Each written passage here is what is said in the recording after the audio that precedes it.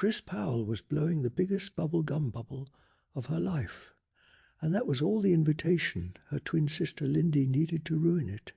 With one sharp poke, Lindy popped the bubble and sent a wave of pink gum exploding across Chris' cheeks and chin. Chris retaliated the only way she knew how, slamming Lindy's book shut and stealing her place in the story. It was a small cruelty perfectly aimed, because Lindy hated nothing more than losing her place in a book. This was just a Tuesday afternoon for the Powell twins. Their mother wandered in, arms full of folded laundry, and shook her head at her daughters. They even competed over bubble gum. The girls were 12 years old, nearly identical in every way that mattered. Both had straight blonde hair, broad foreheads, round blue eyes, and dimples that appeared when they smiled.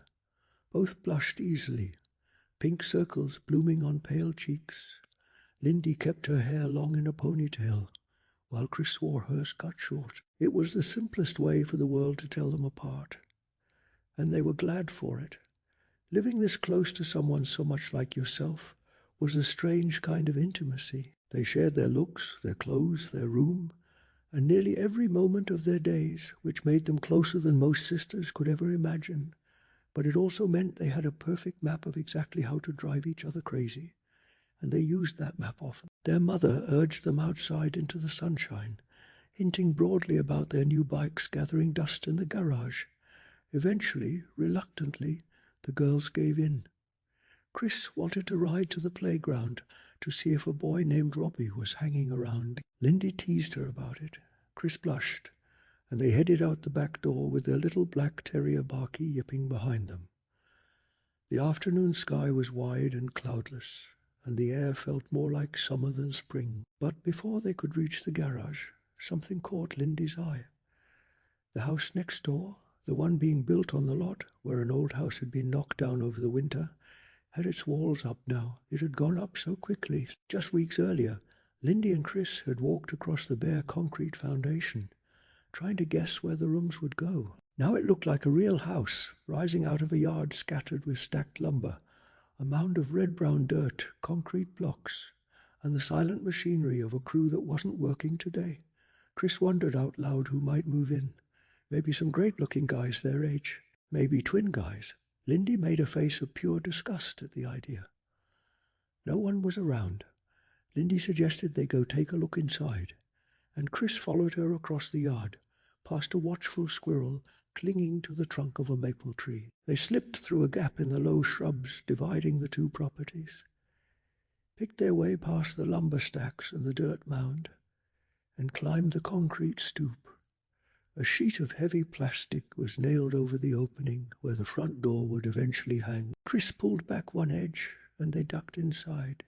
It was dark and cool in there, and the whole place smelled of fresh wood and sawdust, piney and clean.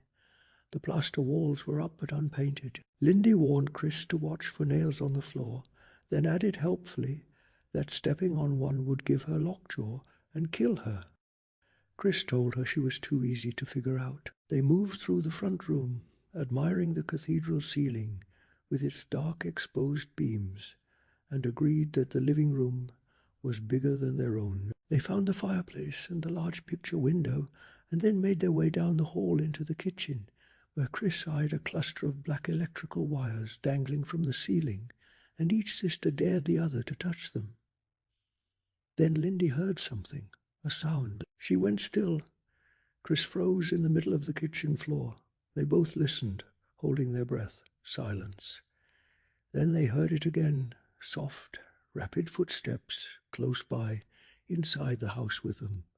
They ran. Chris was already ducking under the plastic and leaping off the back stoop before Lindy had even reached the door. Chris sprinted toward their yard, heart hammering, and then stopped and turned back when she heard Lindy laugh behind her. A squirrel came flying out of a side window, hit the dirt running, and disappeared toward the maple tree. Just a dumb squirrel. Chris stood near the shrubs and watched the windows for another moment, not entirely convinced. When she turned around again, Lindy had vanished. Chris called out, shielding her eyes against the sun, and finally spotted her sister half, hidden behind a large black trash dumpster at the far end of the yard. Lindy was bent over the side of it, rummaging through whatever had been thrown in by the construction crew. Chris called to her. Lindy didn't answer. She was too focused on whatever she had found.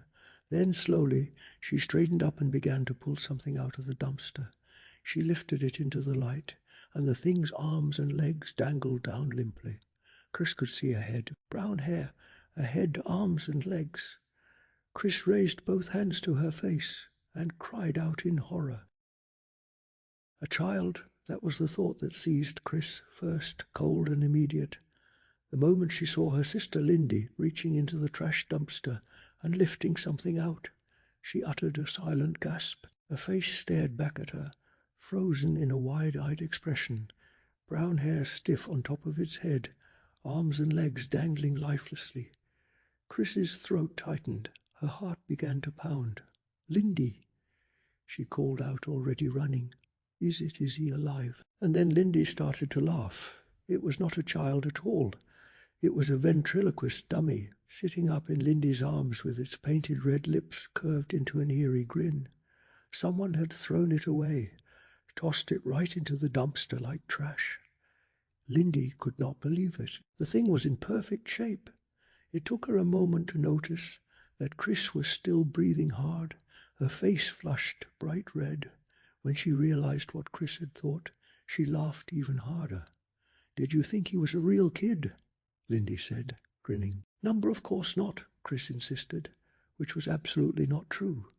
Lindy was already exploring the dummy, finding the string in its back, pulling it so the wooden mouth moved up and down with a clicking sound. She worked her hand further up and found the control that made its painted blue eyes slide from side to side. She held the dummy up and made it speak in a high, squeaky voice, pressed through her barely moving lips. "I am a real kid," she made it say. Chris told her. "I am not dumb. You are dumb," the dummy replied. Chris studied the thing with open suspicion. Its brown hair was painted directly onto the wood.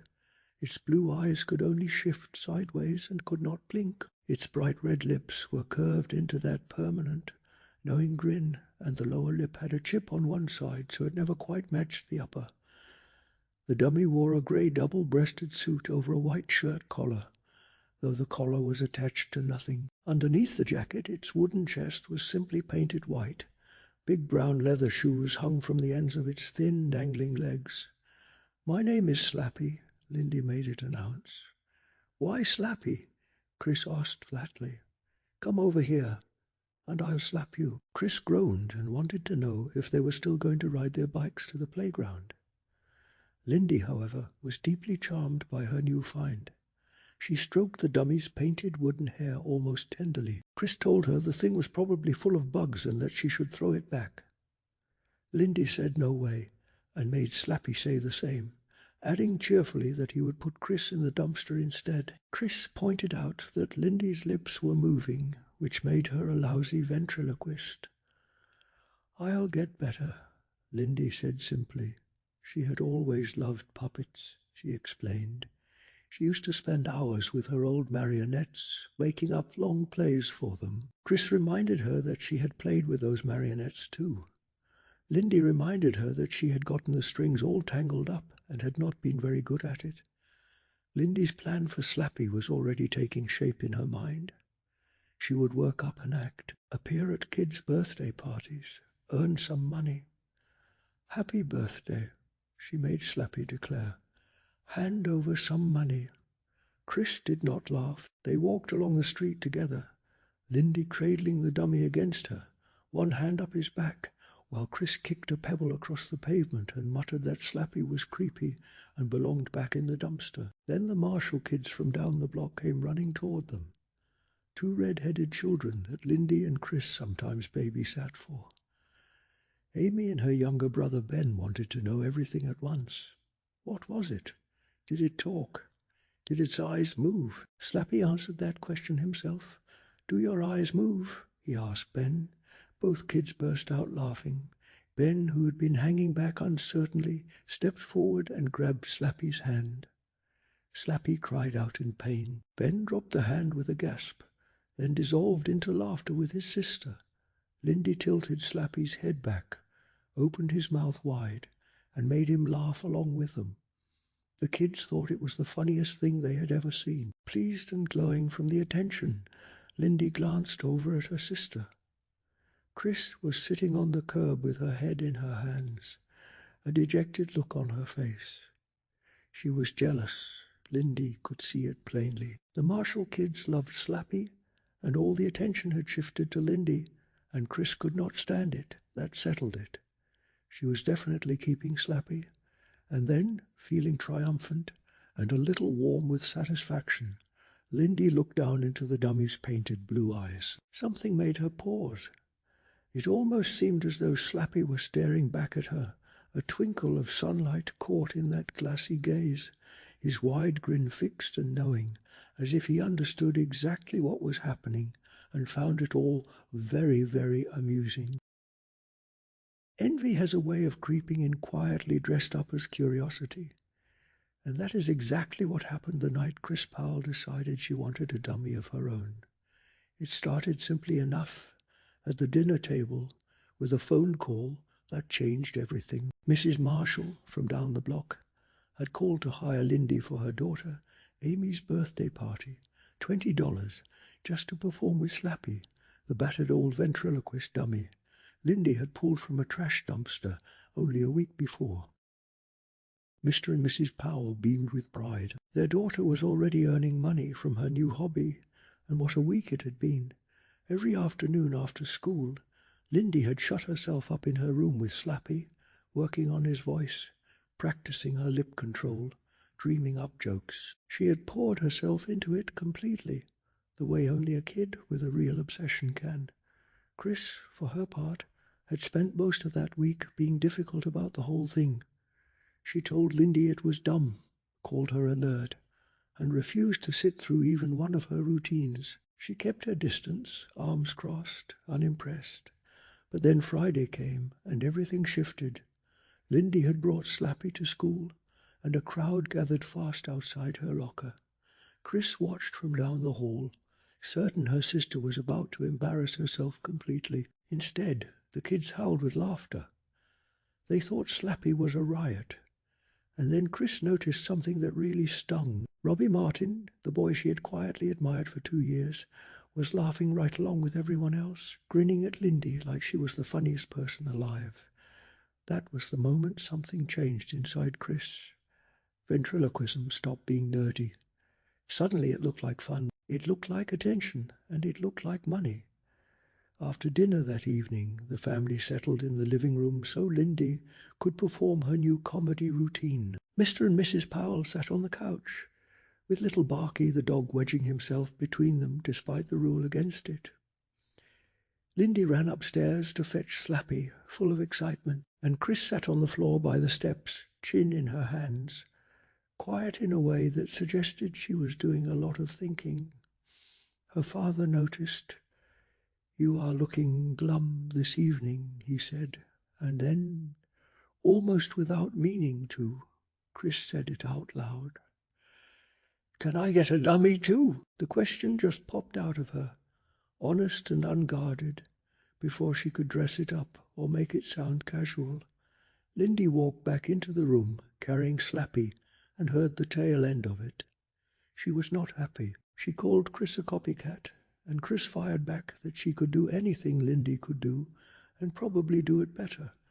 The argument grew sharp and fast, the way arguments between sisters do, full of old resentments and small cruelties. Lindy accused Chris of spending the whole week putting her down and only changing her tune because of the money. Chris insisted she genuinely wanted to try it. Neither of them was entirely wrong. Their father tried to keep the peace. Their mother offered a solution that satisfied nobody. Why not share Slappy? The girls always shared things, Mrs. Powell reasoned, and Mr. Powell backed her up, pointing out that over time one of them would probably lose interest anyway. Lindy pressed her lips together, unhappy but outvoted. Chris stood up and walked toward her sister, her voice soft now, careful, searching Lindy's face for any sign of acceptance. She reached out and asked if she could hold Slappy for just a moment. Lindy held on tight, and then something happened that nobody could explain.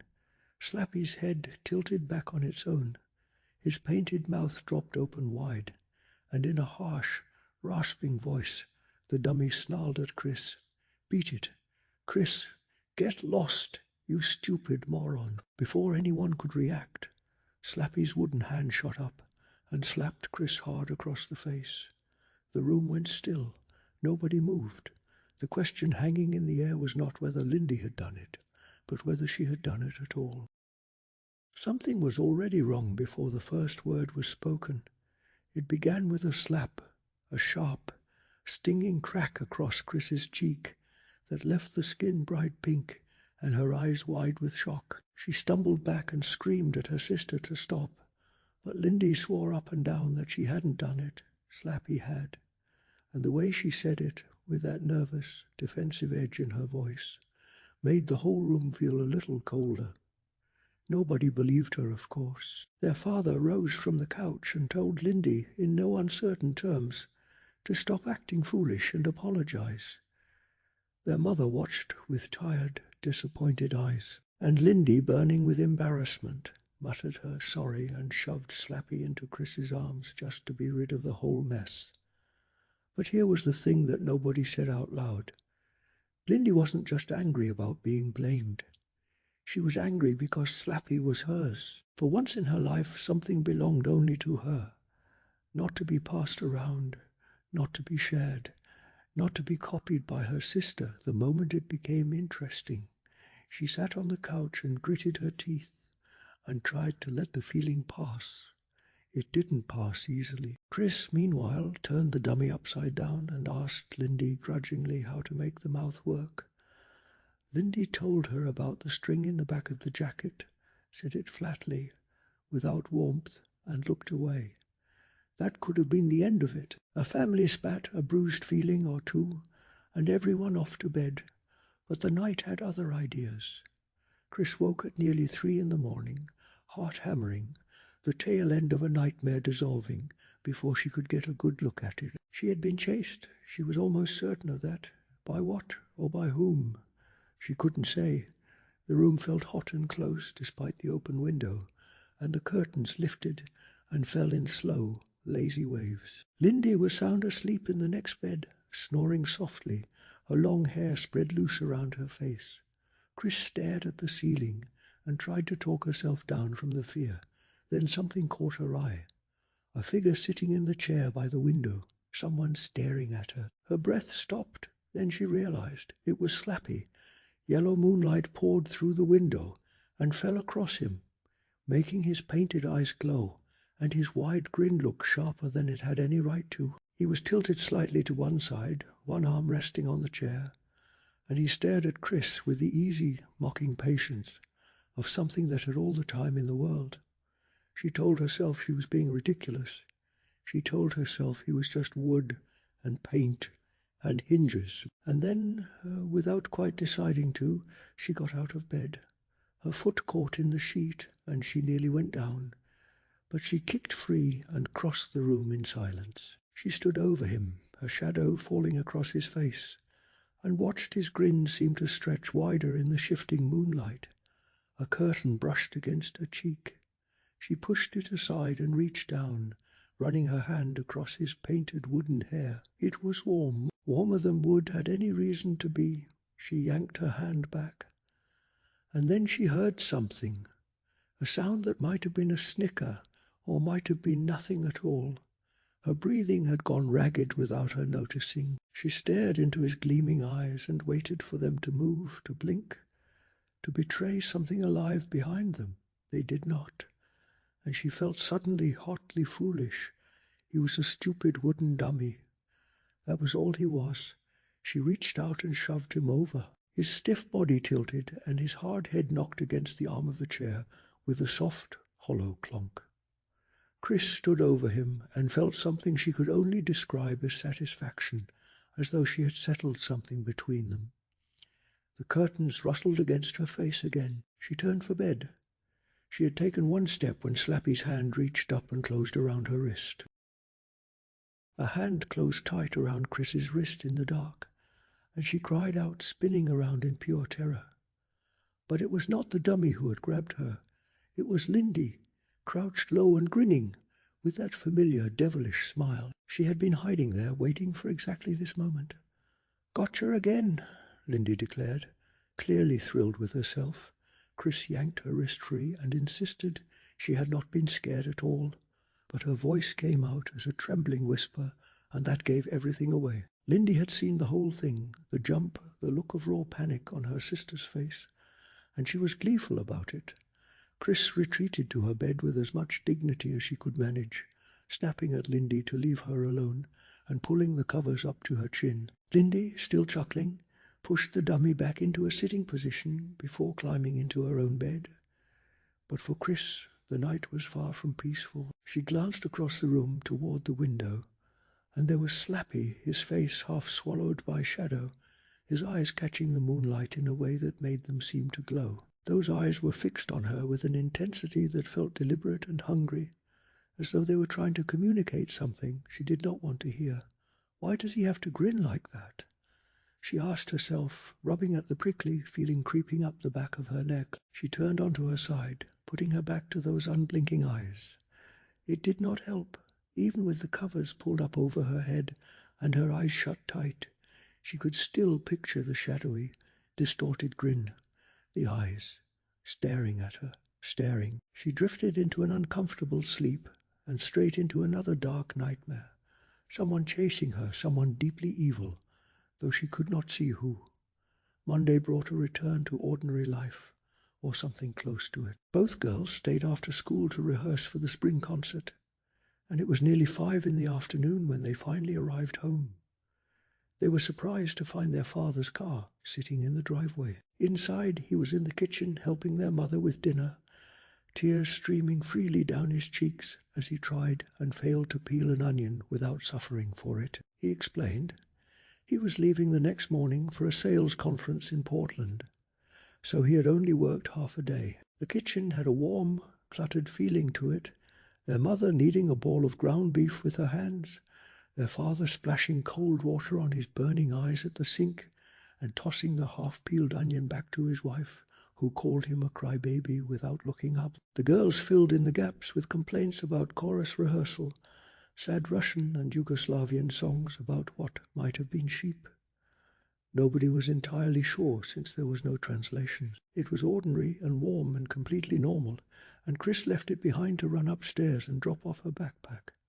She tossed it onto the shared desk and turned to head back down. Then something by the window stopped her cold. She spun around, and a startled cry escaped her before she could stop it. Her hands flew to her cheeks. There was Slappy propped in the chair in front of the window, grinning at her with his usual wide-eyed stare. But seated right beside him was another dummy, also grinning, and the two of them were holding hands. "What is going on here?" Chris cried out to the empty room. Nobody answered. The dummies just grinned side by side, as though they had been waiting for her to come home. Chris Powell thought, just for one wild, disorienting second, that the dummy had spoken to her. The voice came from behind her, low and curious, asking if she liked him. She spun around, heart hammering, only to find her father standing in the doorway, dabbing at his eyes with a wet dish towel, and wearing the kind of smile a parent saves for a moment they are genuinely proud of. The new dummy was a gift, bought cheap from a tiny pawn shop across from Mr. Powell's office. The pawnbroker, her father said with a small laugh, had seemed almost eager to be rid of the thing, and when Chris held the dummy out at arm's length to look him over, she felt something warm and immediate take hold of her. He wore blue denim jeans, a red and green flannel shirt, and white high-top sneakers. He looked nothing like the stiff, suited Slappy. He looked like somebody. She threw her arms around her dad, gave him a fierce hug, and then bolted downstairs with the dummy held high, practically bursting with a joy that had been in short supply lately. She named him Mr. Wood on the spot. The kitchen became a small battleground almost immediately. Lindy stared at Mr. Wood with surprise that curdled quickly into competitive scorn. She pointed out that she already had a paying job with Slappy, that Chris was a beginner, that the flannel shirt looked ratty. that the dummy probably had worms. Chris fired back that Slappy's grey suit was the pits, that Mr. Wood was cool, and that she must have a sense of humour because she put up with Lindy every single day. Their mother threw them both out of the kitchen with an exasperated shriek, declaring that the dummies had better personalities than either of her daughters. It was, by the standards of the Powell household, a perfectly ordinary evening. What Chris wanted underneath all the bickering was simple. She wanted to be better. She wanted to prove something, not just to Lindy, but to herself. The next afternoon, she called her friend Cody Matthews over and led him out to the bent old maple tree in the backyard to use him as her first audience. Cody had straight white blonde hair, pale grey eyes, and a face that always looked as though it were working through a difficult equation. He was not, it turned out, an easy crowd. When Chris made Mr. Wood say "knock wood," Cody barely smiled. When she ran through a string of other jokes, his responses ranged from a shrug to a polite but deflating silence. He told her she did not move her lips too much, which was something, but that she did not really throw her voice. She explained patiently that no one actually throws their voice, that it was all an illusion, and Cody responded by pulling up a fistful of grass and letting it sift through his fingers, which was not exactly encouragement. Before he left, he asked her why she really wanted to mess around with a dummy. She admitted it after a beat. She wanted to show Lindy she was better. Cody told her the two of them were weird, waved goodbye, and walked home down the block. That night, Chris lay in bed with the pale moonlight coming through the window, watching Mr. Wood propped in the chair, hands folded in his lap, sneakers dangling over the edge. He looked, she thought sleepily, like a real person. Tomorrow she would find good joke books at the school library. She would be funnier than Lindy, she was sure of it. Lindy came in a little while later, with Slappy tucked under her arm, full of news about how her performance at Alice's house had made kids laugh until they could not breathe, how Alice had spit chocolate milk out her nose during the rap routine. She set Slappy down in the chair beside Mr. Wood and said they looked cute together. Chris, stung by the easy confidence in her sister's voice, told a flat-out lie about how Cody had laughed until he cried and said they should be on television. Lindy hesitated, said that was weird because Cody never seemed to have much of a sense of humor, and then said she could not wait to see the act. Neither can I, Chris thought miserably, and pulled her blanket up. They slept. Their mother's voice pulled them both awake the next morning into a room full of orange sunlight and birdsong. Chris stretched, rubbed her eyes, and glanced across the room at the chair by the window. She went cold. Slappy sat in the chair, grinning in the morning light, alone. Chris reached over and shook Lindy awake. Her voice sharp and strange, she pointed. Lindy sat straight up and stared. Mr. Wood was gone. Chris woke with a tingling hand and an uneasy feeling that something was very wrong. She pushed herself up in bed and immediately looked for Mr. Wood. He was gone. "What is wrong?" Lindy mumbled, her voice thick with sleep. "Where is he?" Chris demanded. "Where did you put Mr. Wood?" Lindy struggled to focus, and her eyes drifted to the chair across the room. Slappy sat there, stiff and grinning as always, but Mr. Wood was nowhere to be seen. Chris was already out of bed, crossing the room, getting down on her knees to search under the chair and then under both twin beds. Her frustration was sharpening into real anger now. "I don't think this is funny," she snapped. "I really don't." "Neither do I," Lindy insisted, pulling herself upright. Then Chris froze. Her eyes went wide and she stared toward the doorway. Lindy followed her gaze and felt her own breath catch. Mr. Wood was there in the doorway, grinning at them both, his skinny legs bent at an awkward angle, looking almost as though he were standing on his own. But that was not the strangest part. He was dressed in Chris's clothes, her Betsy Johnson skirt, her silk blouse. The dummy stood there wearing them like he owned them. Chris moved quickly to the doorway and saw right away that he had been propped up, the doorknob pushed into the slot in his back to hold him upright. She grabbed him by the waist and pulled him free, and that was when she saw the damage. Her blouse was wrinkled. She turned on her sister with narrowed eyes. "This was so obnoxious of you, Lindy." "Me!" Lindy shrieked. "I swear, Chris, I slept like a rock. I didn't move. I didn't get up. I didn't do anything. I didn't do it." "Really?" Chris stared at her long and hard. Then she looked down at the dummy in her arms. Mr. Wood grinned up at her, that same wide, mischievous grin, looking for all the world like he was enjoying every second of her confusion. "Well, Mr. Wood," Chris said out loud, her voice carrying a sharp edge, "I guess you put on my clothes and walked to the door all by yourself." Before Lindy could respond, their mother's voice rose from downstairs. "Are you girls going to school today? You are late." Chris called back that they were coming, threw one last glare at her sister, and carefully laid Mr. Wood flat on her bed. She pulled her skirt and blouse off him, and looked up just in time to see Lindy make a sprint across the hall to claim the bathroom first. Chris stood there alone, staring down at the dummy. He grinned up at her, that same easy, knowing grin that seemed to say he was in on a joke she had not figured out yet. She had not dressed him. Lindy swore she had not dressed him, so the question settled over Chris like a cold shadow, quiet and insistent. If neither of them had done it, then who had?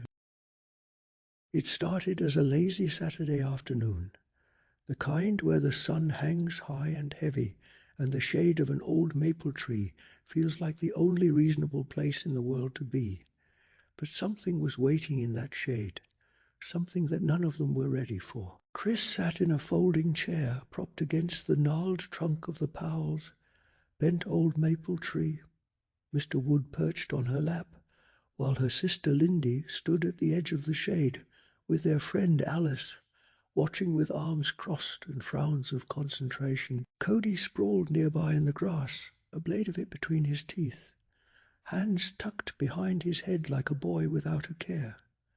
Even Barky the dog seemed unbothered, sniffing cheerfully around the yard, his little tail wagging without stopping. The afternoon had the feeling of something that should have been fun. Chris was trying to show off her ventriloquist skills, practicing with Mr. Wood, hoping to impress anyone who would watch. But Lindy, ever the older sister, could not resist being helpful in the most irritating way possible.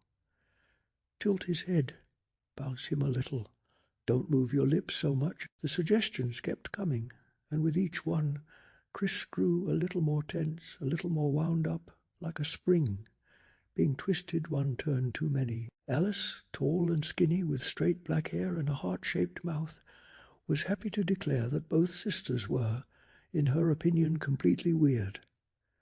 Lindy brushed this off with the confidence of someone who already imagined herself a comedy star. She had her own dummy, Slappy, and she had a party gig that afternoon at 2 o'clock, and she kept glancing at her watch to make sure she would not be late. Some of the parents would be watching her perform, she explained, and if the kids liked her, those parents might hire her for their own parties. She had plans, she had ambition, and most importantly, she had her act down and saw no reason to over-rehearse. Chris, meanwhile, was struggling just to find decent jokes. She confessed she could not find any good joke books, and her voice had the flat, dejected sound of someone comparing themselves to a sibling and coming up short. When she asked Lindy where she found her material, Lindy answered with a superior sneer and a toss of her long hair. She made up her own joke, she said, in a tone that made the statement feel like a small victory. Cody, to his credit, laughed at some of what Chris did, but even that small kindness got turned sideways when Lindy delivered it back as a backhanded compliment, noting that at least one person found her funny, and suggesting that if Chris ever wanted to do parties, she really ought to find better material. Alice tried to smooth things over by suggesting the two sisters do an act together. Cody joked that there would then be 4 dummies on stage, which made Alice laugh and made Lindy make a face. But the idea seemed to genuinely interest Lindy, at least in theory. When Chris was ready, she added pointedly, "That was one too many little stings." Chris drew in a breath to fire something back. But before she could get a word out, Lindy reached over and plucked Mr. Wood right out of her hands. She put one foot up on the folding chair and settled the dummy on her knee, announcing she would give Chris a few pointers about posture and presentation. Chris reached up to take him back, her patience fully worn through, and then it happened. Mr. Wood lowered his head until he was staring directly into Chris's face, and in a low, throaty growl that scraped like gravel, he said, "You are a jerk." The air went still. Chris pulled back as if she had been slapped. He said it again, nastier this time. "You are a stupid jerk." And then again and again the words pouring out of him in a harsh, rasping torrent. "Stupid moron, get lost. Stupid jerk." Cody sat straight up in the grass. Alice's mouth fell open, and Chris screamed at her sister to make him stop. Lindy's face had gone pale. Her eyes were wide and frightened in a way that had nothing to do with sibling rivalry or competition or afternoon sunshine. Her voice came out trembling when she answered. She could not make him stop. He was speaking for himself. Something was very wrong with Mr. Wood, and everyone in that backyard could feel it.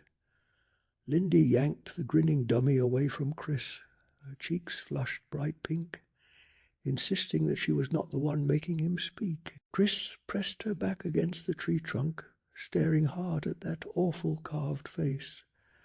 Cody and Alice exchanged bewildered glances, Cody hoping out loud that the whole thing was some kind of joke, Alice demanding answers with her arms crossed tight against her chest. But nobody had answers. The dummy just kept grinning, that ugly devilish grin, his painted eyes staring as if he were seeing something no one else could. Lindy thrust Mr. Wood into Chris' arms. Maybe Chris could control him, Lindy said. Maybe he would behave for her. But before Chris could even respond, Lindy glanced at her watch and let out a cry. The birthday party. She was late. She grabbed Slappy, called out a quick goodbye, and the kitchen door slammed shut behind her, leaving Chris alone in the yard holding a dummy that may or may not have just spoken on his own. Chris spent the rest of the afternoon trying to shake off the unease. She put Mr. Wood upstairs, watched Alice and Cody head home, and then went to the mall with her mother. It helped a little, and something good happened there. She ran into Mrs. Berman, the music teacher who organized the spring concert, and Mrs. Berman asked if Chris and Mr. Wood would serve as master of ceremonies for the whole show. Chris would get to perform in front of everyone. She smiled the whole drive home. By the time she was swinging lazily on the old rusty swing set in the backyard, the evening sun slipping behind the house, and the smell of roasting chicken drifting through the kitchen window, her mood had almost settled. Barky yapped under her feet, and she stopped the swing to avoid kicking him, scolding the little dog with more affection than she probably intended. Then Lindy came running up the driveway with Slappy tucked under her arm, and that wide triumphant smile said everything before a single word was spoken. The birthday party had been a smash. The kids loved them. She earned $25, and a woman named Mrs. Evans had already asked her to perform at another party the following Sunday for 30. Lindy was glowing, practically floating, and though Chris tried hard to be a good sport, the jealousy burned quietly inside her. She smiled and nodded and said the right things, but she was thinking that Lindy was spreading it on a little thick. Still, Chris had her own news to share. She told Lindy about Mrs. Berman and the spring concert, and she watched with quiet satisfaction as a flash of jealousy crossed her sister's face.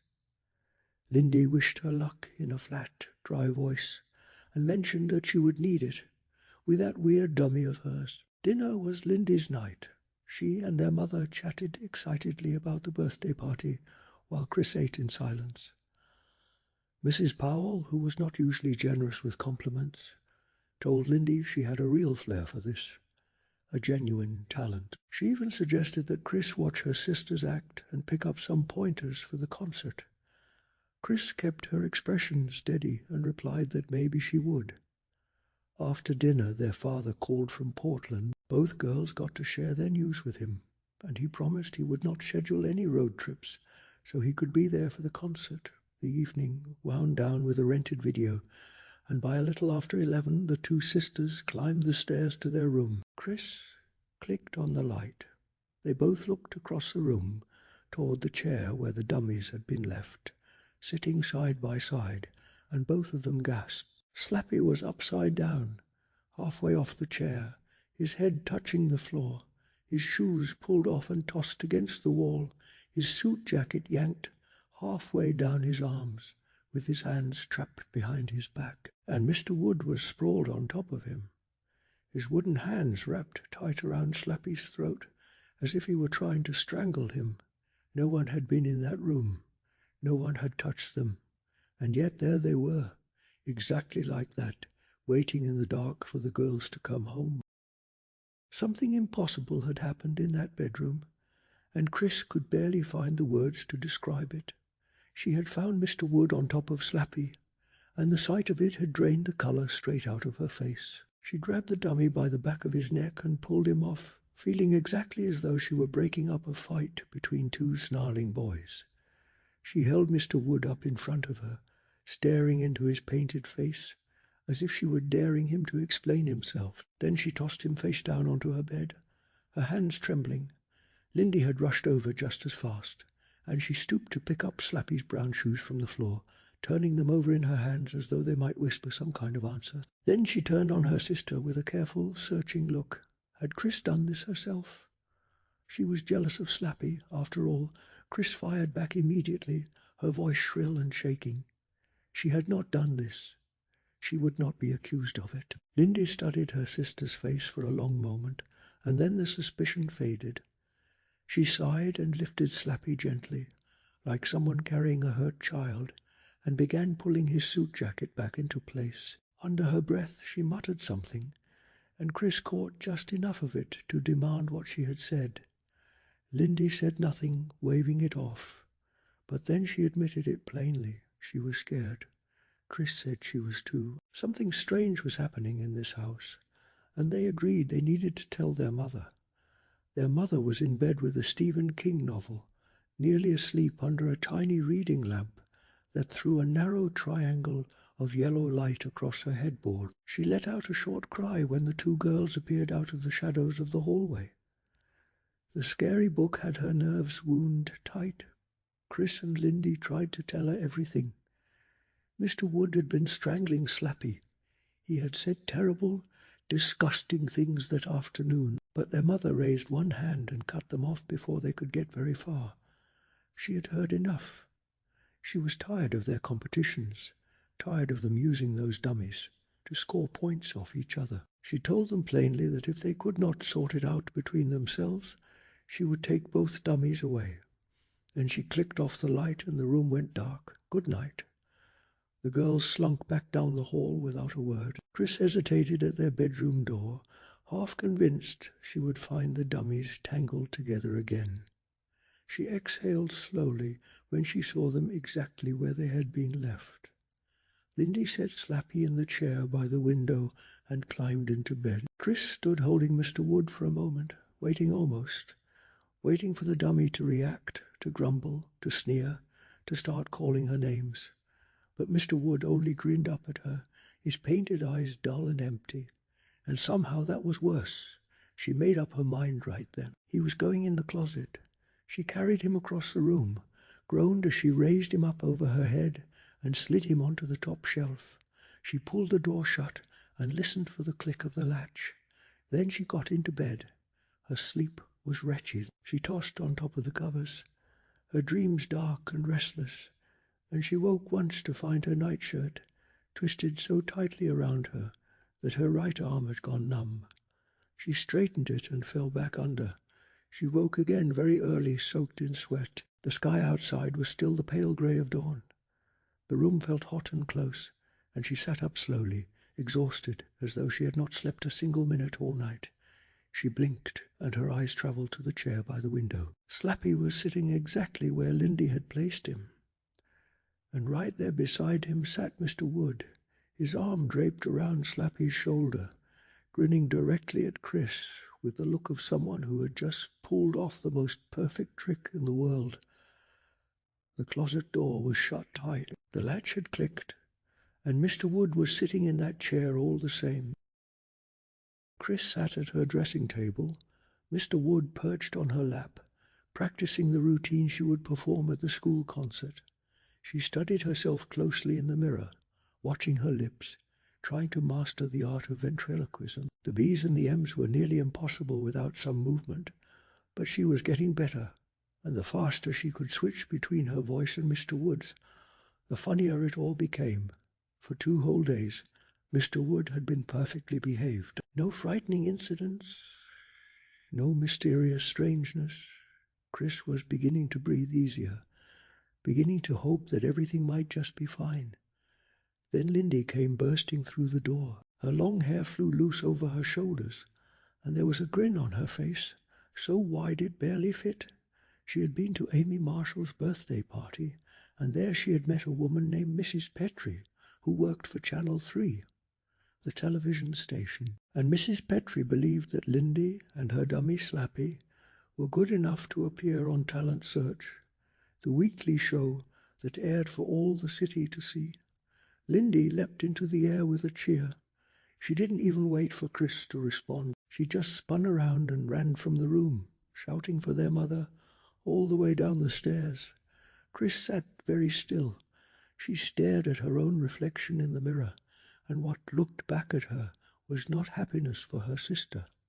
It was something sharp and hot and painful, jealousy, pure and ugly and impossible to swallow down. She had been working so hard, preparing for a school concert in front of maybe 100 parents, while Lindy was about to go on television in front of the entire city. Why did everything good always happen to Lindy? Chris was just as talented, maybe more. The fury rose up in her before she could stop it. She let out an angry cry and raised Mr. Wood high over her head, then brought him crashing down onto the hard floor. His head hit with a loud clonk. His painted mouth flew open, as though he were about to scream. The rage left Chris as quickly as it had come. She looked down at the dummy crumpled at her feet, and something like guilt twisted in her chest. She scooped him up and held him close, whispering to him, telling him she was sorry, telling him she hadn't meant it. But Mr. Wood's painted eyes stared up at her with a look that seemed cold and unforgiving. His grin had not changed at all. Later that night, the bedroom was still. No wind moved the curtains in front of the open window. Pale silver moonlight crept across the floor in long purple shadows. Lindy was asleep, drifting through restless, colourful dreams, when a sound pulled her awake, a gentle thud, then footsteps moving in the darkness. She raised her head from the pillow and whispered into the dark room. A shadow stood in the doorway, a shape against even deeper shadows. It was Chris. Her throat was sore. She said softly. She was heading down to the kitchen for a glass of water. Lindy watched her sister's figure disappear into the dark hallway and listened to the soft padding of footsteps going down the stairs. Then the sounds faded, and Lindy closed her eyes again. A few seconds later, Chris screamed. Her heart pounding, Lindy struggled out of bed. The sheet tangled around her legs and she nearly fell. Chris had let out a blood-curdling scream, and it was still echoing in Lindy's ears as she practically leapt down the dark stairway, her bare feet thudding hard on the thin carpet of the steps. It was dark downstairs, except for a thin sliver of yellow light coming from the kitchen. Chris, are you okay?" Lindy called, her voice sounding small and frightened in the dark hallway. She stopped at the kitchen doorway. What was that eerie light? It took her a moment to focus. Then she realized she was staring at the dim yellow glow from inside the refrigerator. The refrigerator door was wide open, and the refrigerator was empty. What is going on here? She took a step into the kitchen, then another. Something cold and wet surrounded her foot. Lindy gasped and looked down to find she had stepped into a wide puddle. An overturned milk carton beside her foot told her all she needed to know. She raised her eyes to Chris, who was standing in the darkness across the room, her back pressed against the wall, her hands raised to her face in horror. Chris, what on earth? The scene was coming into focus now. It was all so weird, so wrong. It was taking Lindy a long time to see the whole picture, but following Chris' horrified stare, Lindy finally saw the mess on the floor and realized why the refrigerator was empty.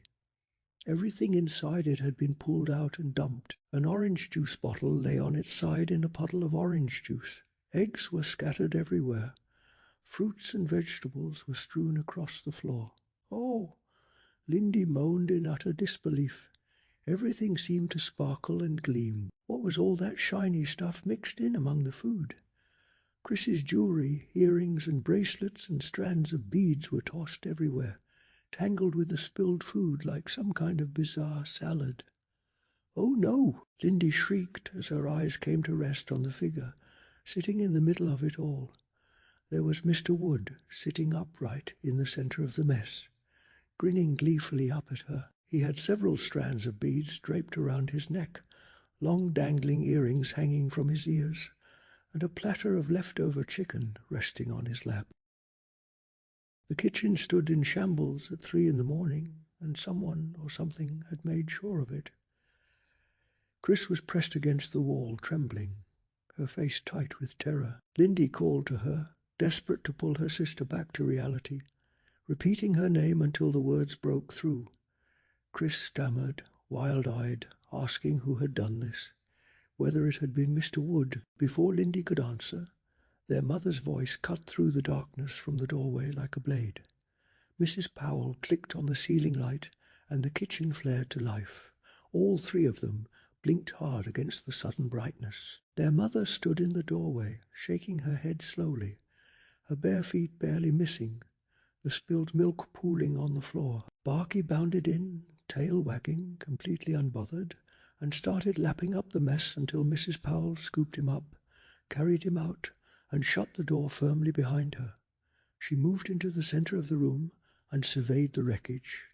Vegetables scattered across the floor, food spoiled and upended. And there sat Mr. Wood, draped in Chris's jewelry, grinning up at a platter of cold chicken like a guest who had thrown the party himself. Mrs. Powell groaned. Her eyes moved from the dummy to her daughters, and when she spoke, her voice had gone low and hard. She had known, she said. She had known those dummies were at the center of it all. She was going to take them both away. The girls erupted. Chris cried that it was not fair, that she needed Mr. Wood for the spring concert, that people were counting on her. Lindy insisted she had done nothing wrong. Their mother listened to each of them swear their innocence, and then she looked at them both with eyes that had grown heavy and tired beneath the harsh light. One of them was lying, she said. She was sorry, but both dummies had to go. A silence fell over the kitchen, thick and suffocating, as all three of them stared down at the ruined floor. Then Chris spoke, quietly, carefully. She made an offer. What if they cleaned everything up, right now, put it all back, made the kitchen spotless? Would their mother give them one more chance? Lindy caught on immediately. Her face brightened as she added her voice to the bargain. They would replace the spoiled food with their own allowance. They would make everything perfect. Just one more chance. Mrs. Powell twisted her face in concentration, wrestling with herself. She looked at her daughter's eager, pleading faces, and finally she gave in. The kitchen had to be spotless by morning, all the food and all the jewelry back where it belonged, and she did not want to see either dummy in her kitchen again. No more arguments, no more fighting, no more blaming the dummies for everything. She did not want to hear another word about them. Ever both girls promised in unison. Lindy gave their mother a gentle nudge toward the doorway, and Mrs. Powell disappeared down the hall. They cleaned in silence. Not a single word passed between them as they pulled out garbage bags, tossed out ruined food, collected scattered vegetables, and mopped the floor until it shone. Chris gathered her jewelry piece by piece and carried it upstairs. Lindy closed the refrigerator and yawned so deeply it seemed to come from her bones. Chris got down on her hands and knees to inspect the floor one last time, making sure it was perfect. Then she picked up Mr. Wood. He grinned back at her, wide and leering, as if the whole night had been one long private joke. A chill crept through her anger as she stared at that grin. She was beginning to hate him, she realized, fear him and hate him. She yanked open the closet door and threw him inside. He landed in a crumpled heap on the floor, She slammed the door shut, her heart still pounding. Chris climbed into bed and pulled up the covers. The pale moonlight filtered through the open window, falling across Slappy's grinning face as he sat slumped in the chair. The air was hot and steamy. Lindy had already turned her face away and gone quiet. Chris buried her face in her pillow. Every part of her ached with exhaustion. She let her eyes close, let the night pull her under, let herself drift towards sleep. And then she heard it, a tiny voice, muffled behind the closet door, pressing through the wood and the silence and the dark. Let me out of here. It was 3 in the morning, and something in the dark had shattered Chris's sleep like a stone through glass. Let me out, let me out. The high-pitched voice rang out with an angry fury, and Chris sat up with a jolt, her entire body convulsing in a shudder of pure fear. Her eyes flew to the other bed. Lindy hadn't moved. Did you hear it? Chris stammered. Hear what? Lindy asked, her voice thick with sleep. The voice, Chris whispered. In the closet. Lindy could barely lift her head. What are you talking about? It is 3 in the morning. Can't we get some sleep? But Chris was already lowering her feet to the floor, her heart thudding so hard she could feel it in her throat. Wake up. Listen to me. Mr. Wood was calling to me. He was talking. Lindy raised her head and listened. Silence. Nothing but cold, heavy silence. I don't hear anything, Chris, really. Maybe you were dreaming. No, Chris shrieked, and she felt herself lose control completely. It wasn't a dream. I am so scared, Lindy. I am just so scared. And then the trembling took over her whole body, and hot tears were pouring down her cheeks, unstoppable and burning. Lindy stood up and crossed to the edge of her sister's bed, sitting beside her in the dark. Something horrible is going on here, Lindy, Chris stammered through her tears, barely able to get the words out. And I know who is doing it, Lindy whispered. She leaned over her twin and placed a comforting hand on her quivering shoulder. Chris blinked through her tears. Huh? Yes, Lindy whispered again, her voice low and certain. I know who has been doing it all. I know who it is. Who? Chris asked breathlessly, the single word hanging in the darkness between them like a question that could change everything. The truth, when it finally came, hit harder than any ghost story ever could. There stood Chris, tears streaming down her face, asking the question that had haunted her for days. Who had been doing this to her? Who had been moving Mr. Wood, dressing him in her clothes, making that horrible mess? And then Lindy smiled, not a small smile, a wide, triumphant grin that stretched nearly as far as Slappy's own painted smirk. It had been her all along. Lindy let the confession tumble out with barely contained delight, laughing as she confirmed it again and again. Every terrifying moment, every sleepless night, every shudder of fear that had crawled up Chris's spine had been engineered by her own twin sister. The voice in the closet, the dummy in the kitchen, the clothes, the earrings, all of it. A joke, Lindy called it. Just a bit of fun. Chris stood there, her disbelief curdling slowly into fury, her hands balled into fists at her sides as the full weight of the deception settled over her. She demanded to know why, and Lindy answered without a shred of remorse. She had wanted to scare Chris. She had wanted something of her own, tired of feeling like Chris was always copying her, always one step behind, always catching up. And so when Chris got her dummy, the idea came to Lindy like a gift. She had seized it with both hands and ran with it gleefully. Lindy dropped back onto her bed, still grinning, practically congratulating herself on her own brilliance. She could not believe Chris had fallen for the voice in the closet. She declared herself a genuinely talented ventriloquist. She laughed at the look Chris must have worn when she found Mr. Wood sitting downstairs draped in her precious beads and earrings. Chris turned to the window and pressed her forehead against the cool glass, staring down at the dark backyard below. She muttered that she could not believe she had been so stupid. Lindy agreed with that too, cheerfully, without hesitation. What stung most was not the trick itself. It was how completely it had worked. Chris admitted quietly that Lindy had genuinely made her believe Mr. Wood might be alive. She had been truly afraid of him, and Lindy received that confession like a prize.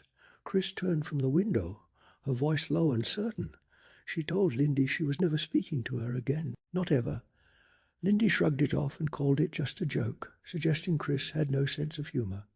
Then she slid into bed, pulled the covers over her head, and went quiet. The room settled into a cold silence, but Chris was not done, standing there in the dark, staring at the lump of blankets that was her sister. One thought took shape in her mind with slow and steady resolve. She had to find a way to pay Lindy back. The only question left burning in the room was a simple and delicious one. How? After school, a few days later, Chris walked home with Cody beneath a sky that felt like the inside of an oven. The trees stood perfectly still, offering almost no shade, and the air above the pavement shimmered and wavered as if the world itself were melting. Chris complained about wishing they had a swimming pool, and even fantasized about diving into an enormous pool of iced tea, the kind she saw in commercials that always looked so impossibly cold and refreshing. Cody made a face at the idea of swimming with ice cubes and lemon slices, and that was enough to put the subject to rest. As they walked, Cody asked how things were going with Mr. Wood. Chris said she was feeling good about her jokes and should be ready for the spring concert the following evening. Then Cody asked the question that carried a little more weight. Was she still talking to her sister? Chris admitted she was talking to Lindy, but she had not forgiven her. Cody shook his head sympathetically.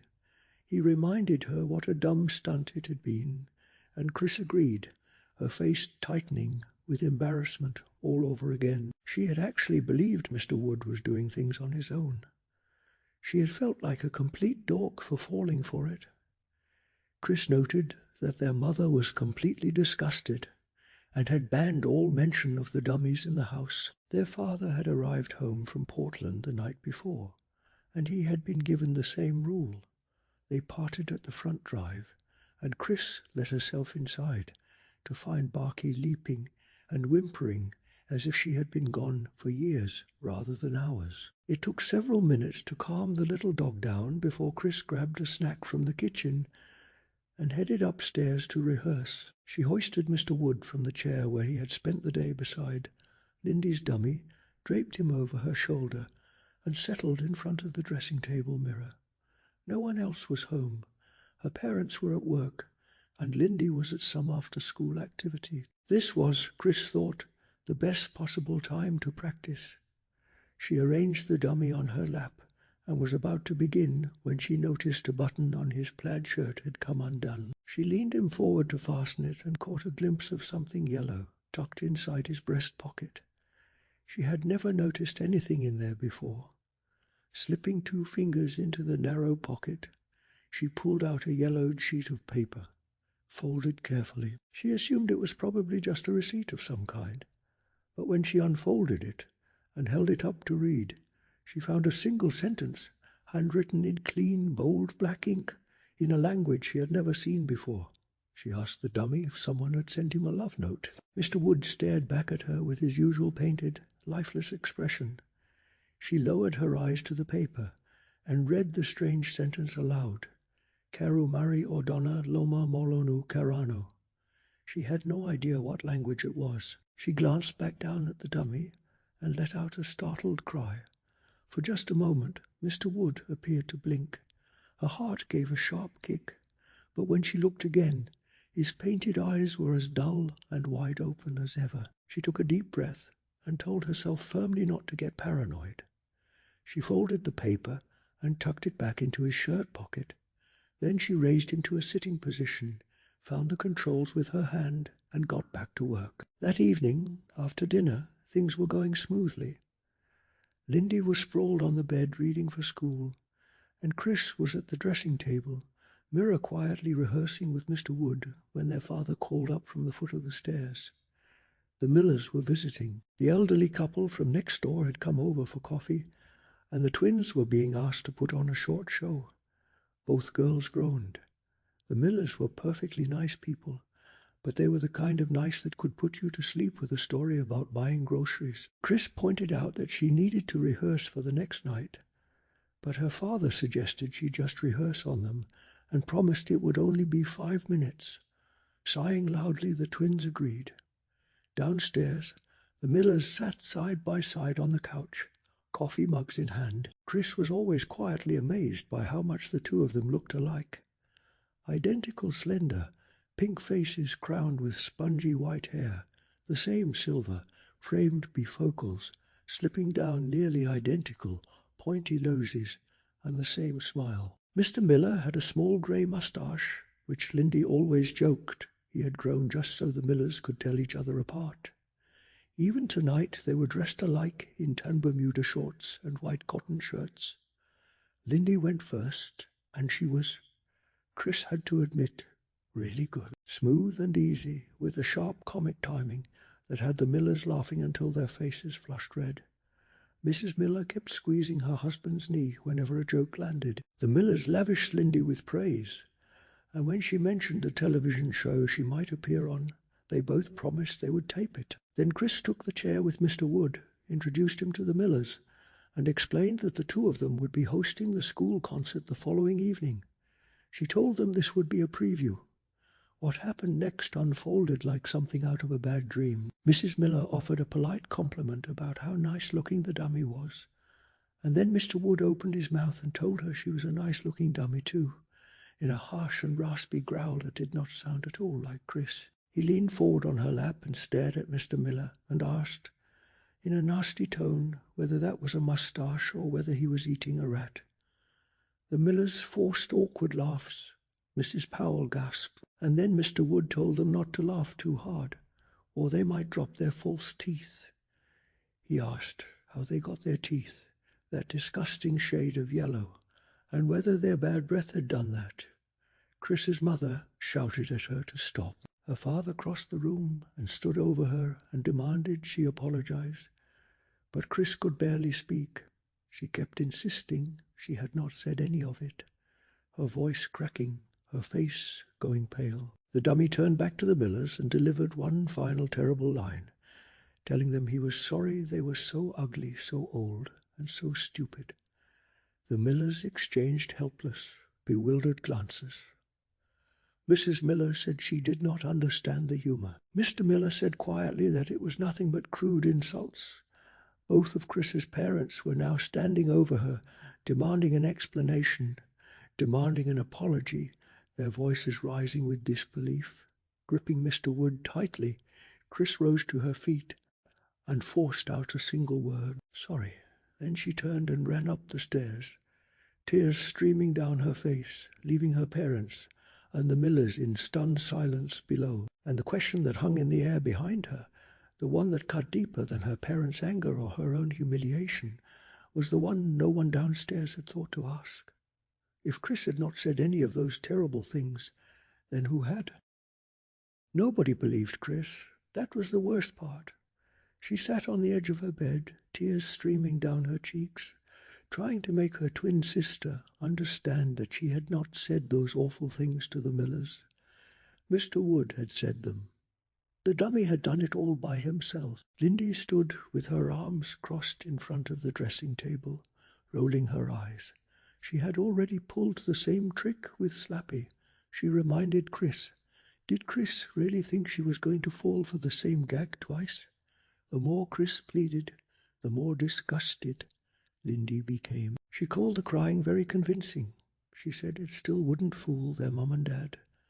Then she scooped up Slappy, stepped right over the crumpled form of Mr. Wood on the floor, and walked out. Chris stared at the dummy lying there in a heap, the dummy she had flung across the room in a panic. Nobody believed her.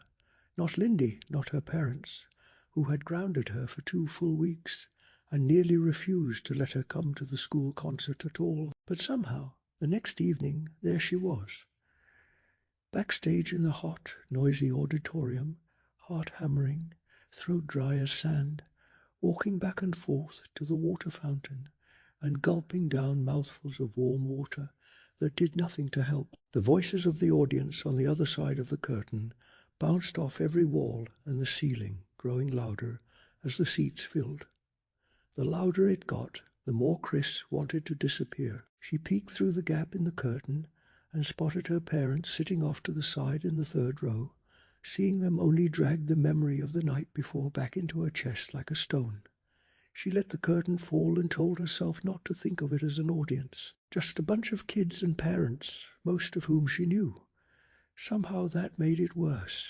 She retrieved Mr. Wood from the table and straightened his little shirt. Just to ease the tension, she moved his mouth and made him say that her hands were clammy. Then she told him sternly, no insults tonight. And that was when it happened. Mr. Wood blinked. She had not touched his eye controls, not even close.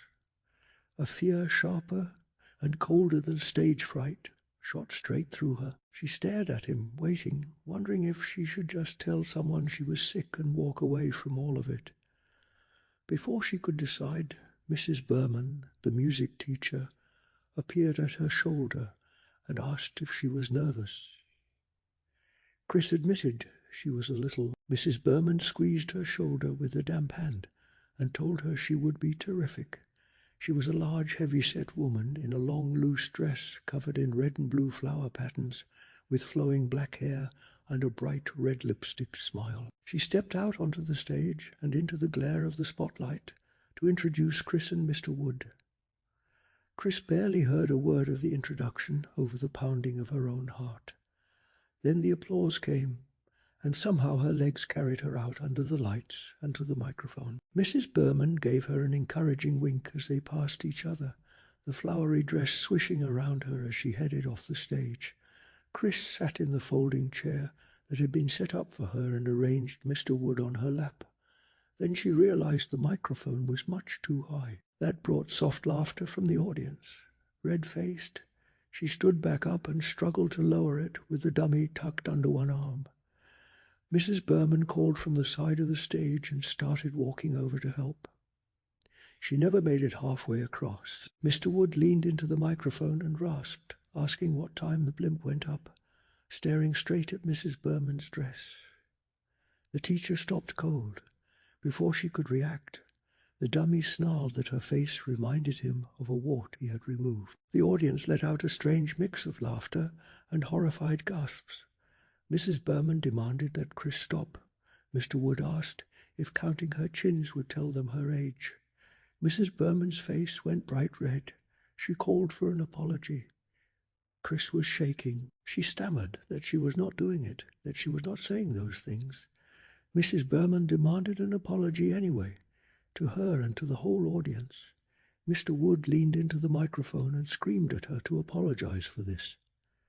Then his head tilted back, his jaw dropped open wide, and out of his gaping mouth came a thick green liquid, spewing upward like water blasting from a fire hose. People screamed. The green gush showered over the people sitting in the front rows. Voices cried out in shock and disgust. A putrid stench rose up from the spreading puddles, a smell of sour milk and rotten eggs and burning rubber and decayed meat all twisted together. It pooled across the stage and rained down over the seats below. Blinded by the spotlight, Chris could not see the faces in front of her, but she could hear the choking, the gagging, and the frantic cries. Mrs. Berman was shouting for everyone to clear the auditorium. The thunder of feet scraping and shoving toward the exits filled the room. Chris tried to clamp her hand over the dummy's mouth. The force of the liquid frothing up was too strong. It pushed her hand away. Then she felt herself being shoved from behind, off the stage, out of the spotlight, and into the backstage shadows. It was Mrs. Berman doing the pushing. The teacher was furious, frantically wiping splatters of the green slime from the front of her ruined dress. She shouted that she did not know how Chris had done it, or why, but that she intended to see her suspended from school, and if she had her way, Mrs. Berman sputtered, the suspension would last for life, and Chris stood there, holding Mr. Wood, the smell of rot hanging in the air all around her, with no way to prove to anyone that none of it had been her.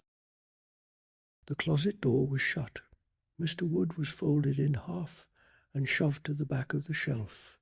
And yet, somehow, the nightmare was far from over. Mr. Powell stood with his arms crossed, his eyes narrowed, making sure Chris followed every instruction. He told her the dummy would be returned to the pawn shop on Monday, and that she was not to touch him until then. When Chris begged her father to listen, to understand that what had happened at the talent show was not a prank, not some cruel joke she had engineered, he raised a hand and silenced her. He was too angry, he said, too upset. They would talk tomorrow. Then he turned and stormed out, his footsteps hard and fast on the stairs, and Chris was left standing there, hollow and helpless. She turned to Lindy then, desperate for someone to believe her. Lindy only shook her head and said it had been unbelievably gross. She agreed with their father. Tomorrow, she said, everything would be clearer tomorrow. He rolled over and, before long, was breathing in that slow, steady rhythm that meant she was already asleep. But Chris could not sleep. She shifted from side to side, pulled the pillow over her face and held it there, then threw it to the floor. Every time she shut her eyes, the scene in the auditorium came rushing back. The gasps of the crowd, the cries of shock melting into groans of disgust as that putrid, horrible gunk poured from Mr. Wood's mouth and spilled over everyone. Over and over she saw it, felt the weight of it, the shame of it. She was sure her life was finished. She could never go back to school. She could never show her face anywhere again. Everything, she thought bitterly, had been ruined by that stupid dummy. The clock read 1:20. Outside, a truck rumbled past, its brakes letting out a low whistle before the sound faded into the night. Chris glanced across the dark room. Slappy sat in his usual chair in front of the curtained window, bent over with his head between his knees, and somewhere behind the closet door Mr. Wood waited. She closed her eyes again, and again she saw the green gunk spewing out. Would she ever stop seeing it? What had it even been? How could everyone blame her for something so monstrous, so far beyond anything she could have planned?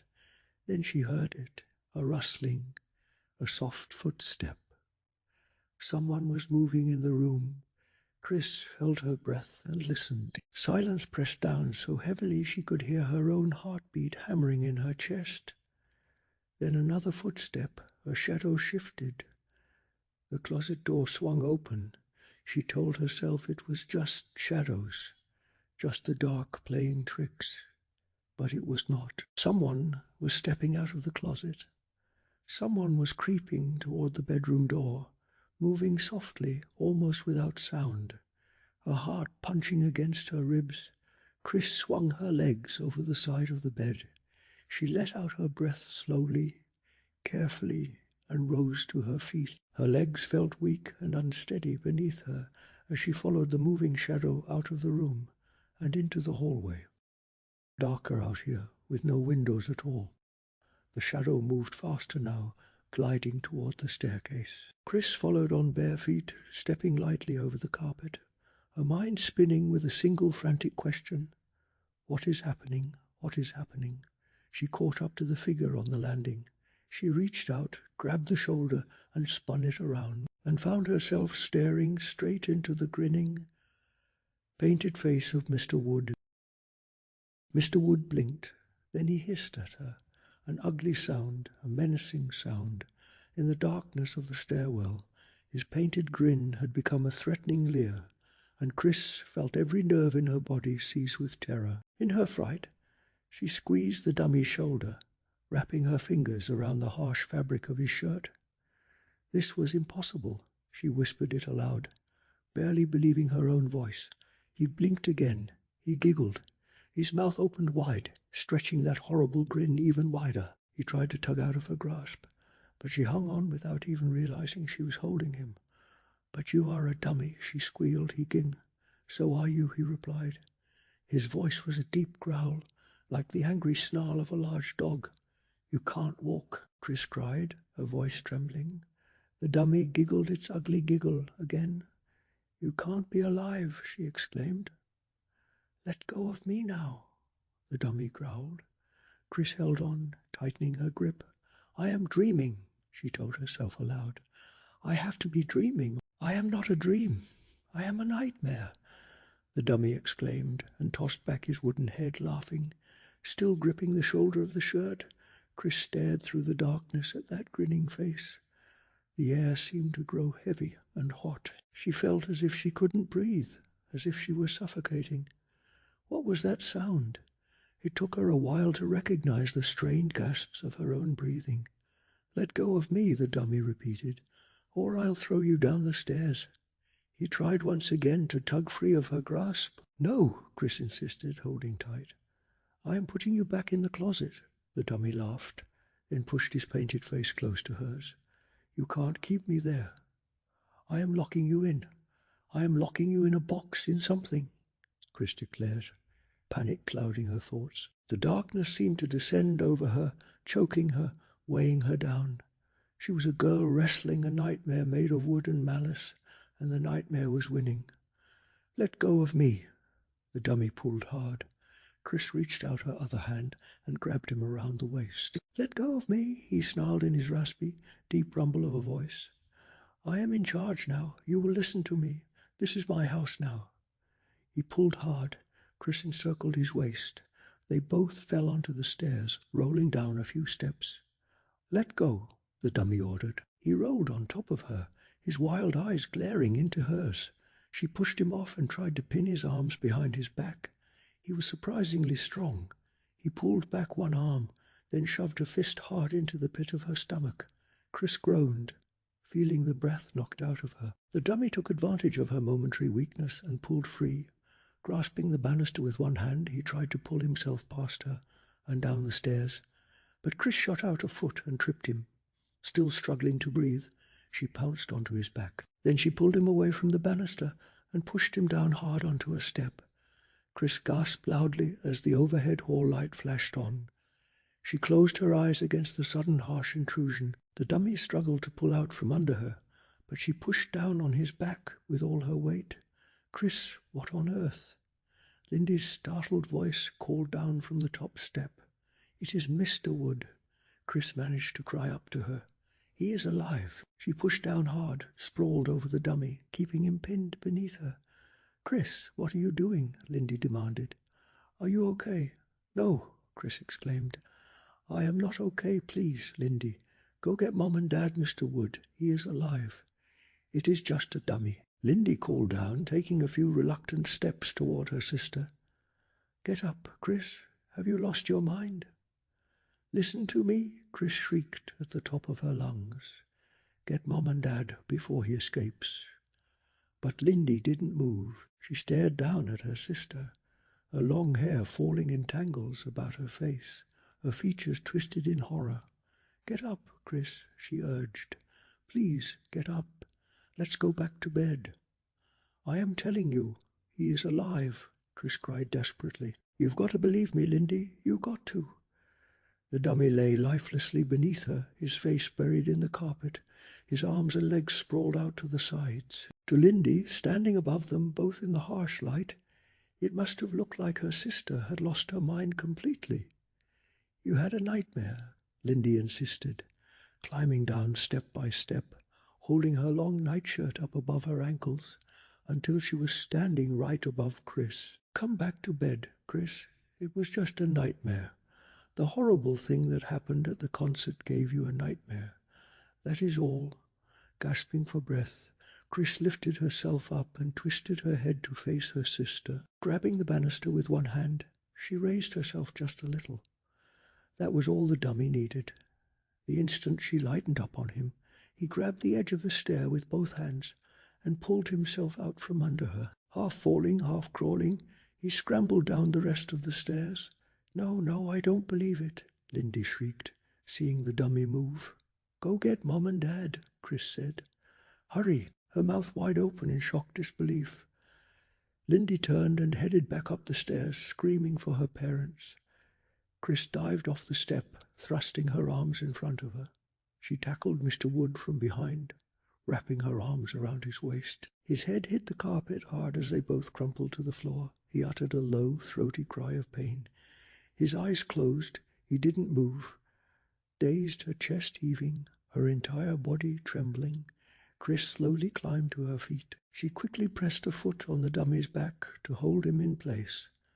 "Mom and Dad, where are you?" she cried aloud. "Hurry!" The dummy raised its head. He let out an angry growl and started to thrash his arms and legs wildly. Chris pressed her foot hard against his back. "Let go!" he growled viciously. Chris heard voices upstairs. "Mom, Dad, down here," she called up to them. Both of her parents appeared at the upstairs landing, their faces filled with worry. "Look!" Chris cried, frantically pointing down to the dummy beneath her foot. "The chapter ends right there, on that desperate, terrifying moment, with Chris pinning a living nightmare to the floor and begging the two people she trusted most in the world to finally see what she had known all along." It was the middle of the night, and Chris Powell stood at the bottom of the stairs, with a lifeless wooden dummy at her feet, desperate for anyone to believe what she had just witnessed. Mr. and Mrs. Powell had stumbled out of bed and onto the upstairs landing, bleary-eyed and furious. Chris pointed down at Mr. Wood and told them everything, her voice frantic, her hands shaking. She said the dummy had run down the stairs. She said he had been doing terrible things all along.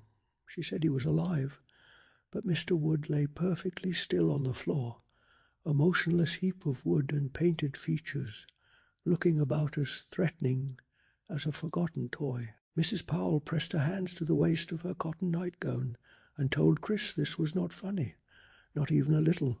Mr. Powell shook his head and said he was genuinely worried about her, especially after everything that had already gone wrong at school that night. Chris would not let it go. She bent down, grabbed Mr. Wood by the shoulders, and shook him hard. She screamed that he moved, that he ran, that he talked, that he was alive. Then she let go.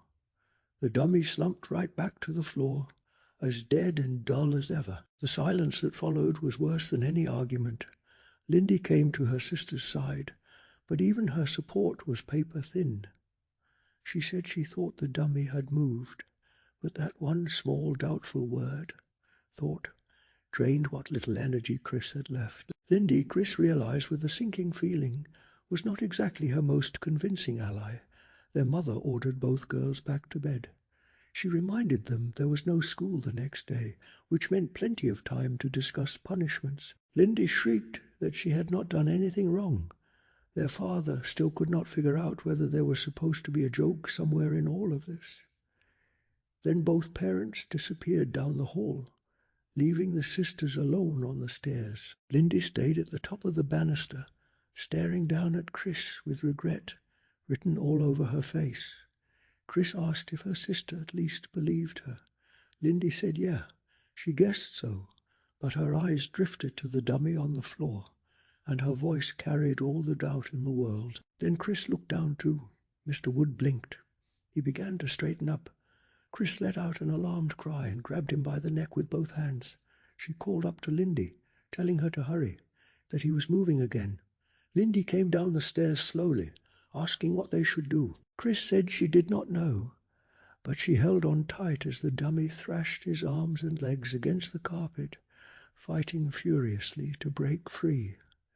And then Mr. Wood spoke in that low, raspy, horrible voice. He told them there was nothing they could do. He told them they would be his slaves now.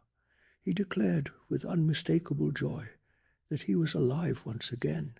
Chris demanded to know how. She told him he was a dummy. She asked how any of this was possible. The dummy snickered and said she had brought him back to life herself by reading the ancient words from the paper tucked inside his shirt pocket. And just like that, Chris remembered. Back when she had first found Mr. Wood, she had pulled out that folded sheet of yellow paper and read the strange, foreign, sounding words printed on it out loud. She had not known what they meant. She had not imagined they meant anything at all. Mr. Wood confirmed it with a growl. He told her that because of what she had done, she and her sister would now serve him. But as Chris stared in horror at the grinning dummy, something clicked inside her mind.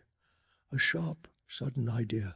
The paper. She had tucked it back into his pocket after reading it. If those words had woken him up, Maybe reading them again would put him back to sleep. She reached out and snatched the paper before he could stop her.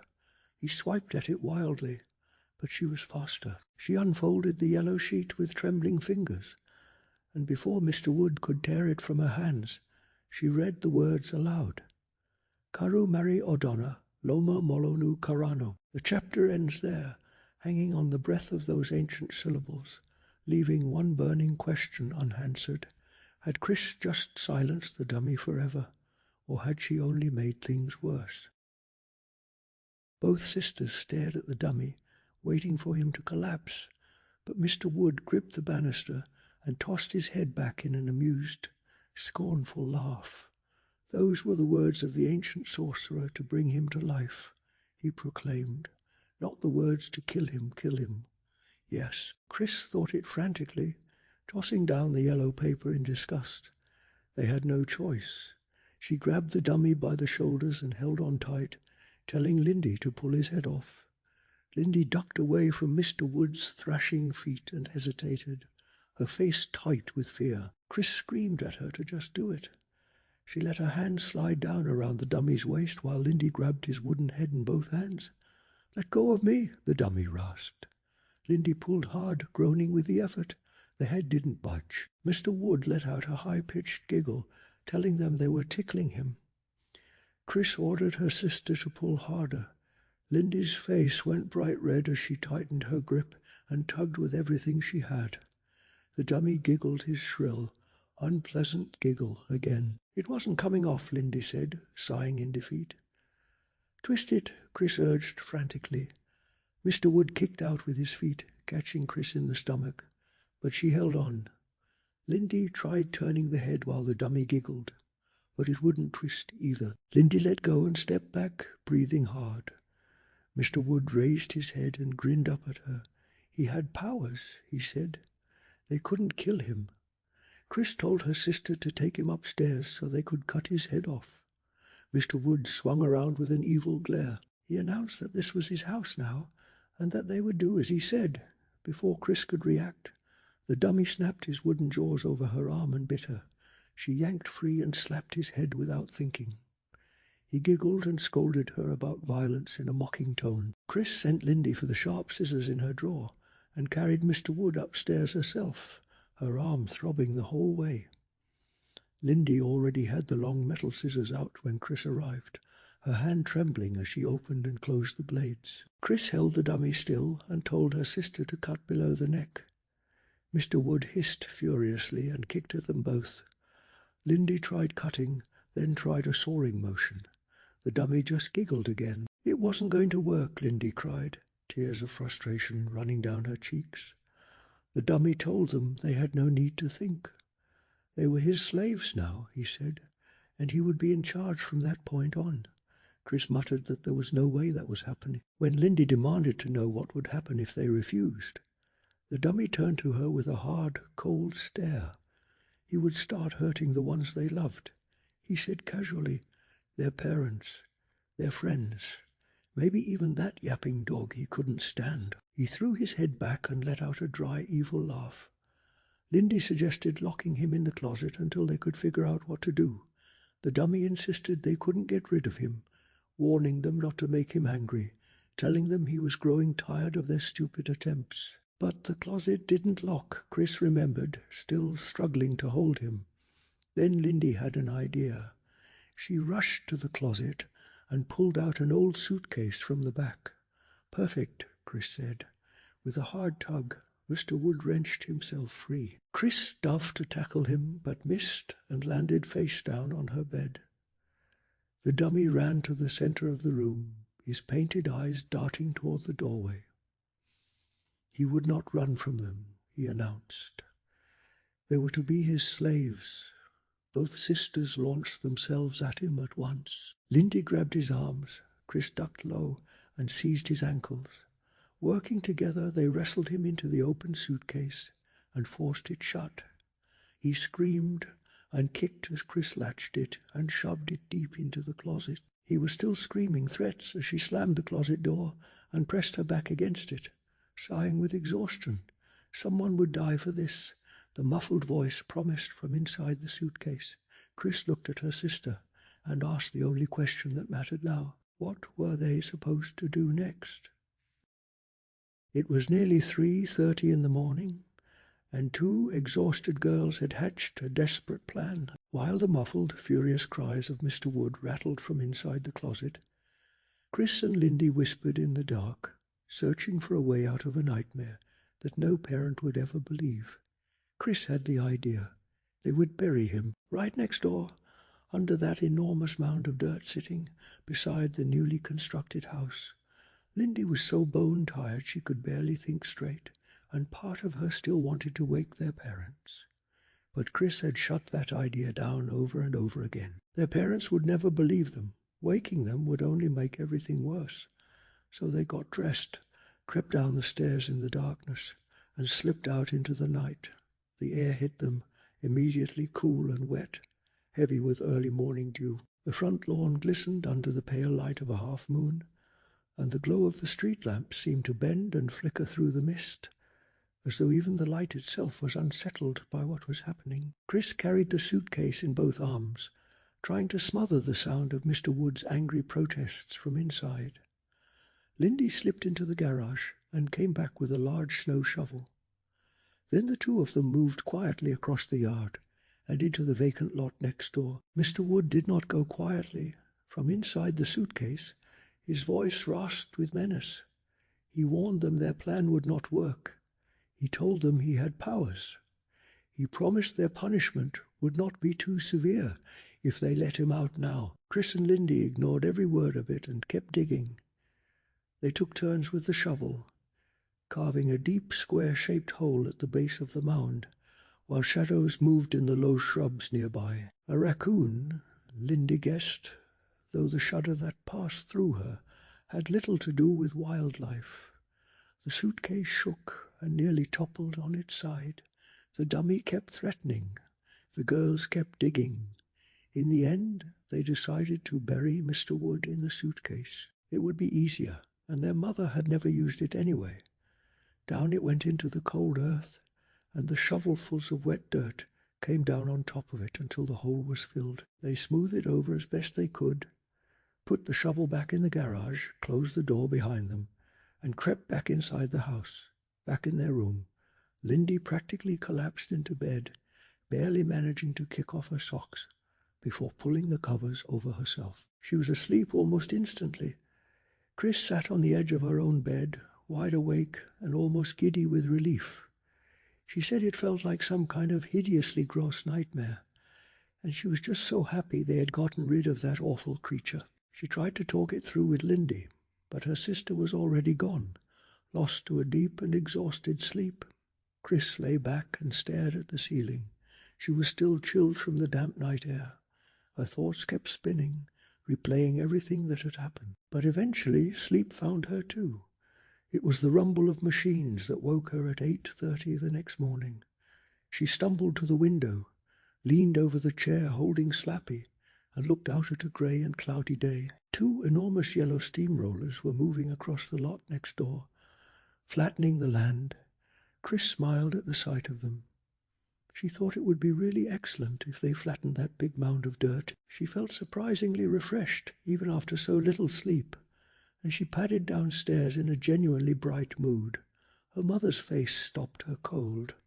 Mrs. Powell was standing at the sink, wearing an expression Chris had not expected at all. She followed her mother's hard stare to the breakfast counter, and then the air went right out of her.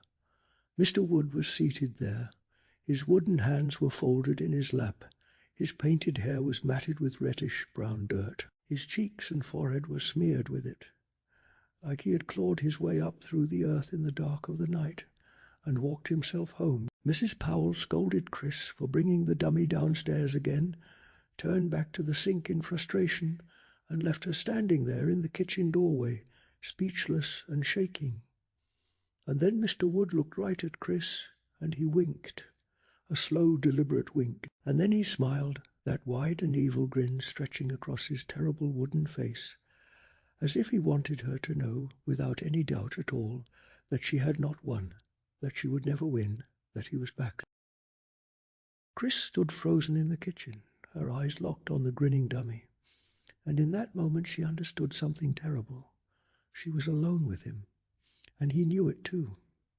Mr. Powell appeared in the doorway, cheerful and completely unaware, asking his wife if she was ready to go. Mrs. Powell dried her hands, brushed the hair from her forehead, and grabbed her bag without a second thought. Chris begged them to stay. She pleaded with a desperation that must have seemed strange to her father, who walked over and noticed the dummy sitting at the counter. He asked what the big idea was, and Chris fumbled for an answer, saying she thought they were taking him back to the pawn shop. Her father reminded her it was Saturday. Monday was the day. Not today, the dummy blinked. Mr. Powell did not notice. Chris tried once more to stop them, her voice dropping to almost nothing. She started to say something about the dummy, but she already knew how it would sound.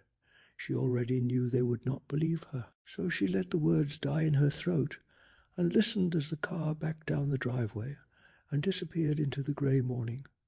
She was alone in the kitchen with Mr. Wood. The dummy turned toward her slowly, swiveling on the tall counter stool, his big painted eyes locking onto hers with something that looked very much like fury.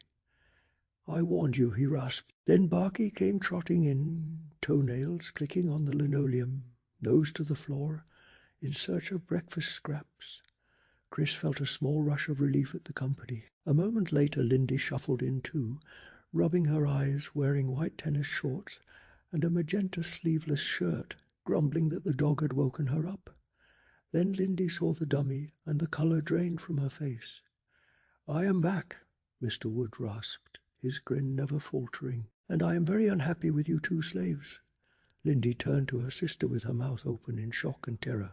Chris kept her gaze fixed on the dummy, her mind racing. Burying him had not worked. He had freed himself from the suitcase, clawed his way up through the dirt, and come back. Was there anything in the world that'd stop him? Any weakness at all? Mr. Wood dropped from the stool to the floor, his sneakers hitting the linoleum with a hard, deliberate thud. He said it again, slowly, savouring the fear on their faces. He was very unhappy with his two slaves. Lindy cried out, asking what he was going to do. He told her he had to punish them. He had to prove he was serious. Chris shouted for him to wait, but the dummy was already moving. He reached down and grabbed Barky by the neck with both hands, his wooden fingers tightening around the little dog's throat. Barky let out a howl of pain that cut through the kitchen like a knife, and Chris stood there, helpless, watching the nightmare unfold, with no idea how to save anyone at all. "I warned you," Mr. Wood snarled over the howls of the little black terrier. "You will do as I say, or one by one those you love will suffer." Chris cried out in protest. Barky let out a high-pitched yelp, a bleat of pain that made her shudder to her core. The dummy was not bluffing. He had his wooden hands locked tight around the dog's throat, and every second that passed felt like a countdown to something terrible. Chris and Lindy had no choice. They threw themselves at the dummy from two sides, Lindy tackling his legs while Chris grabbed Barky and pulled with everything she had. Lindy dragged Mr. Wood to the floor, but even there, flat on his back, his wooden hands held their grip. Barky's howls faded to a muffled whimper as the little dog struggled to breathe. "Let go, let go!" Chris shrieked. The dog must die now. The dummy snarled back, kicking hard against Lindy's hold. Chris made a desperate choice. She released the gasping dog and slid her hands down to the dummy's wrists. Then, with one fierce and furious tug, she pulled those wooden hands apart. Barky dropped to the floor, wheezing and panting, and scampered to the far corner of the room, his paws scrambling wildly over the smooth surface. But Mr. Wood was not finished. He jerked free from Chris and swung his wooden hand up hard, landing a sharp blow directly to her forehead. She cried out in pain, raising her hands to her head, ears ringing. Behind her, Barky yipped loudly. "Let go of me," the dummy demanded, turning on Lindy, who still held his legs with grim determination. "No way," Lindy shot back. "Chris, grab his arms again." Her head still throbbing, Chris lunged forward, but Mr. Wood lowered his head as she approached and clamped his wooden jaws around her wrist. She howled in pain and pulled back. Lindy lifted the dummy up by the legs and slammed his body hard against the floor. He growled with fury and kicked, trying to break free. Chris lunged again. This time she caught one arm, then the other, and dodged away just before he could bite her again. She wrenched his arms tight behind his back. "I am warning you," he bellowed. "I am warning you." Barky yipped excitedly, hopping up on Chris as if celebrating, but there was no time to celebrate. "What do we do with him?" Lindy cried, shouting over the dummy's furious threats. Then Chris remembered. Earlier through the window she had seen 2 enormous yellow steamrollers moving over the yard next door, their massive black rollers flattening everything in their path. The image had meant nothing at the time. Now it meant everything. "Outside!" she yelled. "We'll crush him." "I have powers," Mr. Wood screamed as the girls dragged him through the kitchen door and into the grey, rain-soaked afternoon. The sky was charcoal and dark. A light rain had already begun to fall, leaving the grass slick and treacherous beneath their feet. Over the low shrubs separating the yards, they could see the 2 enormous machines, one in the back of the lot and one along the side, lumbering slowly forward like great yellow beasts. "This way, hurry!" Chris shouted, holding the dummy tight as they ran. "Toss him under that one!" "Let me go, slaves!" the dummy screamed, swinging his head hard and snapping at Chris' arm. "This is your last chance." Thunder rumbled low and distant. The girls ran at full speed, slipping on the wet grass, hearts hammering, closing in on the rolling machine. They were just a few yards away when they saw him, Barky, his tail wagging furiously, his tongue hanging out, prancing happily in the rain as though this were all a wonderful game. The little dog had gotten outside somehow, and he was running straight into the path of the rumbling steamroller. "No, Barky!" Chris shrieked in horror. "No, Barky, no." And there the chapter leaves them, frozen in that single awful second, the crushing machine grinding forward, the joyful little dog dancing toward it without a care in the world, and 2 girls who had nearly defeated a monster, now facing the very thing they had fought so hard to protect. Letting go of Mr. Wood, both girls dove toward the dog at the same moment. Hands outstretched, they slid on their stomachs across the wet grass, desperate to catch Barky before something terrible happened. But Barky, unaware of any danger and happily playing his own game of tag, simply scampered away.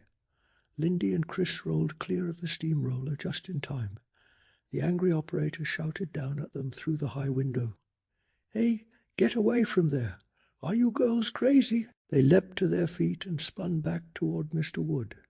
The rain was coming down harder now. A jagged streak of white lightning split the sky above them. "I am free!"